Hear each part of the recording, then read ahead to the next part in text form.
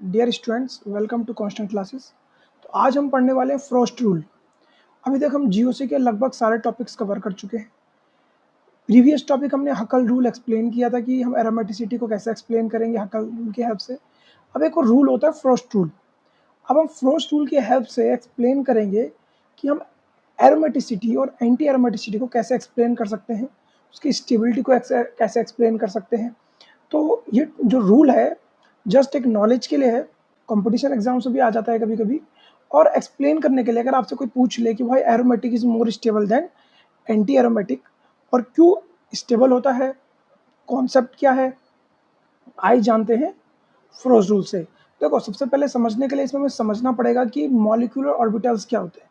देखो, molecular orbitals 11th class में chemistry में अगर आपने पढ़ा होगा, देखो तो मॉलिक्यूलर ऑर्बिटल्स होते क्या है। जैसे हम बोलेंगे एक मॉलिक्यूल है और उसका एक ऑर्बिटल है MO, मॉलिक्यूलर ऑर्बिटल।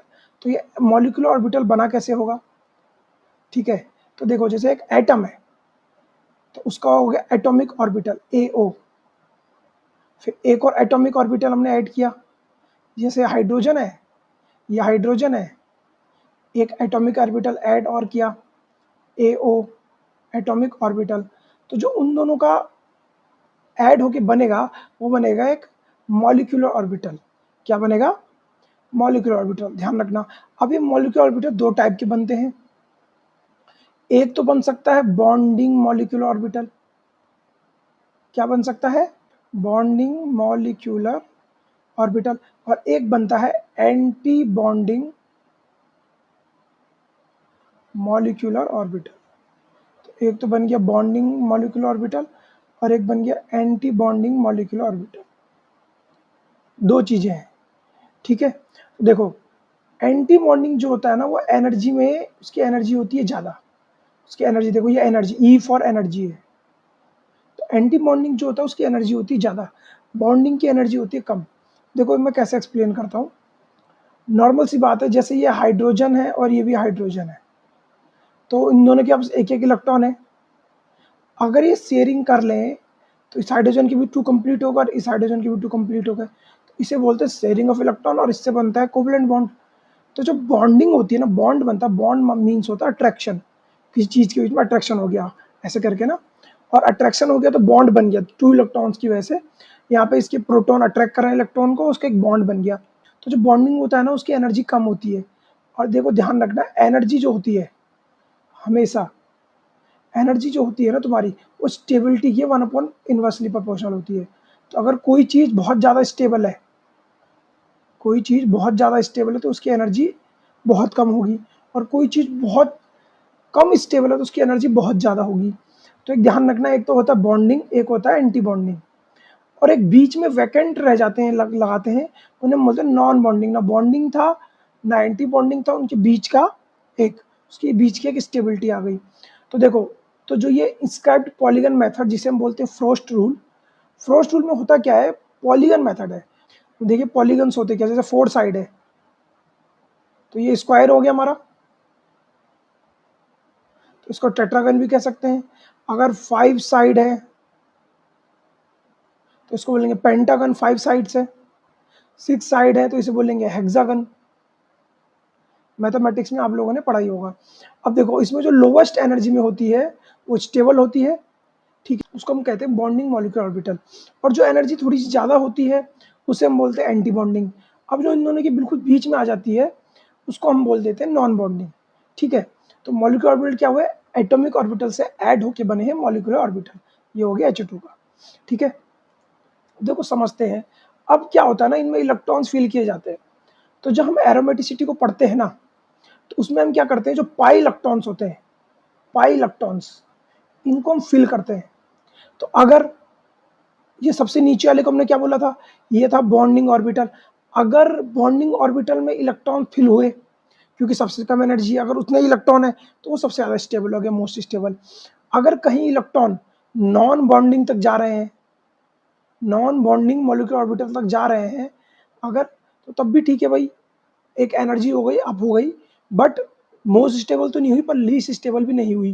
बट अगर इलेक्ट्रॉन्स एंटी बॉन्डिंग तक चले गए तो वो हो जाएगा लीस्ट स्टेबल। तो ध्यान रखना है, अगर हमारे इलेक्ट्रॉन्स फिल करेंगे, हम कैसे फिल करेंगे आगे सीखेंगे।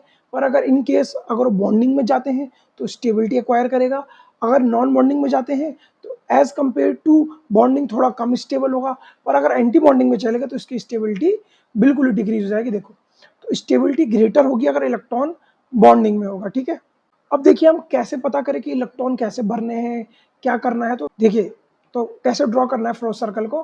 तो draw polygon pointing one of the vertices down. तो हमें पॉलीगन बनाना है। अब देखिए हमारा जैसे बेंजीन है, तो बेंजीन का पॉलीगन बना, देखिए हेक्सागन बन गया। कितनी साइड्स है, 1 2 3 4 5 6, हेक्सागन हो गया नहीं हो गया, बेंजीन हेक्सागन बनाता है। ठीक है, और अगर मैं साइक्लोपेंटाडाइन बनाऊं तो बनाएगा पेंटागन, ये हो गया पेंटागन। तो पहले तो तुमने बना लेना है, जो भी तुम्हारा पॉलीगन है उसे बना लेना है। ठीक है, तो हमने बना लिया है। अगर हमारा बेंजीन है तो देखिए बेंजीन में आप देख सकते हैं पाई इलेक्ट्रॉन कितने, जो डबल बॉन्ड होते हैं इनमें पाई इलेक्ट्रॉन होते हैं 1 2 3 4 5 6। तो कितने इलेक्ट्रॉन है, 6 पाई इलेक्ट्रॉन्स। तो पाई इलेक्ट्रॉन देखना पहले बहुत कंपलसरी है। उसके बाद ही हम सीखेंगे कि फ्रोस्ट रूल या फ्रोस्ट सर्कल्स में हम कैसे इलेक्ट्रॉन को फिल करेंगे और कैसे देखेंगे कि एरोमेटिक है कि एंटी एरोमेटिक है। देखो नेक्स्ट रूल क्या है, ये जो तुमने पॉलीगन बनाया इसमें सर्कल इंस्क्राइब कर दो। और इस सर्कल इस तरफ से इंस्क्राइब करना कि जो ये इसके वर्टिसेस हैं ये टच करनी चाहिए सर्कल को। देखो जो 6 साइड्स हैं, वर्टिसेस हैं, ये टच करनी चाहिए, सर्कल को टच करनी चाहिए, तब जाके हम इस रूल को हम फॉलो करेंगे। ठीक है, इतना आ गया समझ में। थर्ड रूल में क्या करेंगे, सेंटर से एक लाइन खींच देंगे। तो जब हम एक सर्कल बना चुके थे तो सेंटर से एक लाइन कर देंगे, और ये हमारी लाइन जो होगी ये होगी नॉन बॉन्डिंग मॉलिक्यूलर ऑर्बिटल की। तो ध्यान रखना, जब हम सेंटर से एक लाइन लेके जा रहे हैं ये नॉन बॉन्डिंग मॉलिक्यूलर ऑर्बिटल की होगी। ठीक है, इतना क्लियर है। तो अब देखो, अब हम क्या करेंगे, जितनी भी इसकी साइड्स थी, जितनी भी इसकी साइड्स थी, सबकी सबसे ना एक एक देखिए तो कितनी साइड है। पहली साइड ये हो गई, ये वाली, फिर दूसरी हो गई ये, फिर ये हो गई तीसरी, फिर ये हो गई चौथी, पांचवी, और ये हो गई सिक्स्थ। ये 6 साइड हो गई। तो इन साइड के सामने हमें क्या बना देंगे, देखिए तो जो ये नीचे के हैं, जो ये लाइन है बॉन्डिंग वाली, इस लाइन से जो नीचे है उनको बोल देंगे बॉन्डिंग। मतलब ये भी बॉन्डिंग है, ये भी बॉन्डिंग है, और ये भी बॉन्डिंग है। और इस लाइन से जो ऊपर है उनको हम बोल देंगे एंटी बॉन्डिंग। क्या बोल देंगे, एंटी बॉन्डिंग। ये भी एंटी बॉन्डिंग, ये भी एंटी बॉन्डिंग, ये भी एंटी बॉन्डिंग। तो लाइन जो ये लाइन रिप्रेजेंट कर रही है, ये लाइन रिप्रेजेंट कर रही है नॉन बॉन्डिंग। ठीक है, अब देखिए ये लाइन रिप्रेजेंट कर रही है नॉन बॉन्डिंग। ठीक है, पहली बता चुका हूँ नॉन बॉन्डिंग MO। और नीचे क्या है, ये सब BMO बॉन्डिंग मॉलिक्यूलर ऑर्बिटल। जो इस लाइन से नीचे है वो BMO है, और इसके ऊपर क्या है, एंटी बॉन्डिंग मॉलिक्यूलर ऑर्बिटल। अब देखो हमारे बेंजीन में कितने इलेक्ट्रॉन है, 6 1 2 3 4 5 6। अब 6 इलेक्ट्रॉन देखो फिल कैसे करेंगे। फर्स्ट इलेक्ट्रॉन नीचे आएगा 1 2, फिर देखिए इधर जाएगा पहले 3, फिर ये जाएगा 4। तो जब एक ही लाइन में होंगे तो पहला इलेक्ट्रॉन यहाँ फिल करेंगे, फिर यहाँ फिल करेंगे, फिर 5 और फिर 6। तो मार्क भी कर देता हूँ कौन से इलेक्ट्रॉन का क्या नंबर है। तो इस इलेक्ट्रॉन का 1 है, ये है 2, और ये वाला है 3, और ये वाला है 4, और ये वाला है 5, और ये वाला है 6। अब नोटिस कीजिए 6 के 6 पाई इलेक्ट्रॉन मैंने फिल कर दिए। ठीक है, उसके बाद जो 6 के 6 पाई इलेक्ट्रॉन है वो किस में है, वो है बॉन्डिंग मॉलिक्यूलर ऑर्बिटल में। और बॉन्डिंग मॉलिक्यूलर ऑर्बिटल की एनर्जी है कम, इसलिए बेंजीन बहुत स्टेबल है। तो अगर फ्रोस्ट रूल से एक्सप्लेन करूं कि बेंजीन में 6 पाई इलेक्ट्रॉन है और वो सारे के सारे आ जा रहे हैं बॉन्डिंग मॉलिक्यूलर ऑर्बिटल में, और मैंने पहले बताया था बॉन्डिंग मॉलिक्यूलर ऑर्बिटल जो होता है वो स्टेबल होता है क्योंकि उसकी एनर्जी क्या होती है, लेस होती है। ठीक है, तो इससे मैं कंक्लूजन क्या मिला, हमने क्या सीखा, क्यों पढ़ रहे हैं फ्रोस्ट रूल। फ्रोस्ट रूल हमें बताता है कि कोई चीज स्टेबल है, अगर उसके स्टेबल है तो क्यों स्टेबल है। देखो अगर उसके सारे इलेक्ट्रॉन बॉन्डिंग ऑर्बिटल में चले जाते हैं, अगर सारे के सारे इलेक्ट्रॉन फिल हो रहे हैं BMOs में, बॉन्डिंग मॉलिक्यूलर ऑर्बिटल में, तो याद रखना वो चीज हमारी हो जाएगी एरोमेटिक।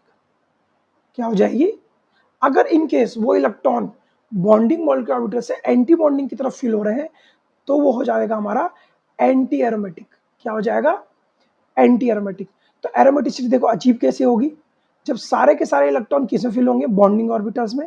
वो है क्या, पाई इलेक्ट्रॉन्स है। पाई इलेक्ट्रॉन्स क्या होते हैं, पाई इलेक्ट्रॉन्स क्या होते हैं, जो पाई बॉन्ड में होते हैं।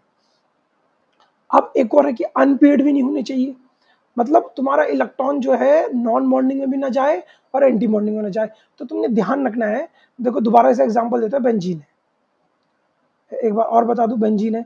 बेंजीन में हमने क्या करना है, एक सर्कल इंस्क्राइब किया था, ठीक है। अब सर्कल की जो साइड्स है, इन पे हमने इलेक्ट्रॉन रखे थे। हमने नॉन बॉन्डिंग कहाँ बनाया था, नॉन बॉन्डिंग बना देते हैं, ये नॉन बॉन्डिंग हो गया, ये नॉन बॉन्डिंग हो गया एक। अब मैंने उसमें इलेक्ट्रॉन फिल किए थे, तो मेरे पे 6 इलेक्ट्रॉन थे, तो यहाँ भर दिया मैंने पहला, ये हो गया दूसरा, थर्ड, फोर्थ, फिफ्थ, सिक्स। तो देखो सारे के सारे इलेक्ट्रॉन एक तो पहले पेयर्ड है, पेयर्ड भी है, पेयर्ड होने के साथ साथ क्या है, बीएमओज में है। तो अगर पेयर्ड भी है और बीएमओज में है तो इसको हम बोलेंगे एरोमेटिक। क्या बोलेंगे, एरोमेटिक। बट इन केस कहीं वो इलेक्ट्रॉन क्या चले गए, वो अनपेयर्ड हो गए, बॉन्डिंग में भी क्या हो गए, अनपेयर्ड हो गए, तो उसको हम बोल देते हैं एंटी एरोमेटिक। क्या बोल देते हैं उसको हम बोल देते हैं एंटी एरोमेटिक, ठीक है। तो बेंजीन में हमने पूरे स्ट्रक्चर को क्या समझा कि कंप्लीटली फिल्ड बीएमओज है और no unpaired electron confirms the aromaticity of benzene.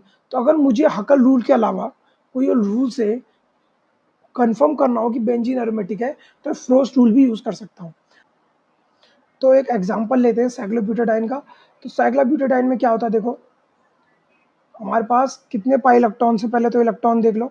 तो एक एग्जांपल ले लेते हैं एंटी एरोमेटिक का, तो 1 2 3 4, तो हमारे पास है 4 पाई इलेक्ट्रॉन। अब देखो इसको हमने सर्कल में इस तरीके से इंस्क्राइब करना है कि इस तरीके से हम सर्कल में इंस्क्राइब करेंगे कि इसकी सारी साइड्स टच करनी चाहिए। क्या करनी चाहिए, सारी की सारी। तो देखो इसको थोड़ा इस तरीके से बनाएंगे, इस तरीके से मैं क्यों बना रहा हूँ, क्योंकि इसकी सारी साइड्स टच करनी चाहिए। तो देखो मेरे को इस तरीके से इंस्क्राइब करना है सर्कल के अंदर कि इसकी सारी की सारी साइड्स जो है टच करें। अब देखो चारों की चारों साइड्स जो है इसकी टच कर चुकी हैं, कर चुकी नहीं कर चुकी, और यहाँ से आ गया हमारा, ये हो गया नॉन बॉन्डिंग मॉलिक्यूलर ऑर्बिटल, ये हो गया एनबीएमओज, और नीचे हो गए बीएमओ। तो देखो ये हमारी सीधी लाइन चली गई थी। तो देखो हमारे पास यहाँ पे कितने कौन कौन से ऑर्बिटल बने हैं आप देख सकते हैं। तो देखो यहाँ पे एक तो यहाँ टच कर रहा है, एक ये हो गया, दो यहाँ पे टच कर रहा है, 1 और 2, और हो गया 3।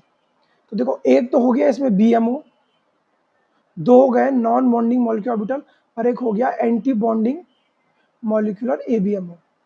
अब देखो इलेक्ट्रॉन है 4, अब इलेक्ट्रॉन फिल करूंगा, देखो आपके सामने इलेक्ट्रॉन फिल करूंगा। तो देखो पहला इलेक्ट्रॉन फिल हो गया, यहाँ पे 4 इलेक्ट्रॉन है, 1, दूसरे कलर से फिल करते हैं। देखो पहला इलेक्ट्रॉन हो गया 1, दूसरा इलेक्ट्रॉन हो गया 2। तो बीएमओज कंप्लीटली फिल हो गए, बट अभी 4 इलेक्ट्रॉन है, थर्ड इलेक्ट्रॉन हो गया 1 2। तो 1 2 3 4, देखो 4 इलेक्ट्रॉन फिल कर चुका हूँ। अब देखो bonding molecular orbital completely filled है, बट एनबीएमओज में इलेक्ट्रॉन जो आ गए अनपेयर्ड आ गए। तो देखो अभी हमने क्या पढ़ा कि एरोमेटिक होने के लिए बॉन्डिंग मॉलिक्यूलर ऑर्बिटल में इलेक्ट्रॉन कंप्लीटली फिल होने चाहिए, अनपेयर्ड नहीं होने चाहिए, ठीक है, और नॉन बॉन्डिंग में भी अनपेयर्ड नहीं होने चाहिए। और अगर गलती से एंटी बॉन्डिंग में चले गए तो वो कहीं से भी एरोमेटिक नहीं होगा। तो देखिए हुआ क्या है, बॉन्डिंग तो कंप्लीटली फिल हो गया है, बट नॉन बॉन्डिंग में यहाँ पे हमारे हो गए अनपेयर्ड इलेक्ट्रॉन। क्या हो गए, अनपेयर्ड। और अनपेयर्ड होने की वजह से ये एरोमेटिसिटी की कंडीशन को फॉलो नहीं करता, और ये हो गया एंटी एरोमेटिक। क्या हो गया, और इसे हम कंफर्म कर सकते हैं हकल रूल से भी। 4 पाई इलेक्ट्रॉन है, 4 रूल लगाइए, एन से 4 कटेगा, एन की वैल्यू 1 आएगी। तो हकल रूल से भी कंफर्म कर सकते हैं कि साइक्लोब्यूटाडाइन कैसे एंटी एरोमेटिक है। तो देखिए कंक्लूजन ये था, फ्रॉस्ट रूल एक और तरीका है, एक और मेथड है कि हम जान सकते हैं कि बेंजीन क्यों एरोमेटिक है। तो अगर हमें एरोमेटिसिटी एक्सप्लेन करनी है तो हम हकल रूल से भी एक्सप्लेन कर सकते हैं। बट अगर आपसे कोई पूछे कि हकल रूल के अलावा किस रूल से आपको एक्सप्लेन करनी है एरोमेटिसिटी, तो आप यूज कर सकते हैं Frost rule through Frost circle. तो कुछ नहीं करना है, जितनी भी साइड्स हैं, जो भी हमारा पॉलीगन है, उसकी साइड्स को ऐसे करना है कि वो सर्कल में स्क्राइब हो जाए, और उसकी जो हर कोई वर्टिसेस है वो टच करनी चाहिए, कंफर्म करना है वर्टिसेस टच करनी चाहिए सर्कल को। उसके बाद उसके अकॉर्डिंग बीएमओज एबीएमओज बनाए, इलेक्ट्रॉन फिल कीजिए। अगर सारे इलेक्ट्रॉन कंप्लीटली फिल्ड हैं, पेयर्ड हैं और बीएमओज में है तो उसे हम बोल देंगे एरोमेटिक। और अगर एक भी ऐसा नहीं होता है, कहीं भी अनपेयर्ड आ जाते हैं, तो उसे हम बोल देंगे एंटी एरोमेटिक। क्या बोल देंगे? Anti aromatic. तो अगर हमारी वीडियोस आपको पसंद आए, प्लीज़ लाइक, सब्सक्राइब और नोटिफिकेशन के बटन को भी जरूर दबाइएगा। Thank you for watching.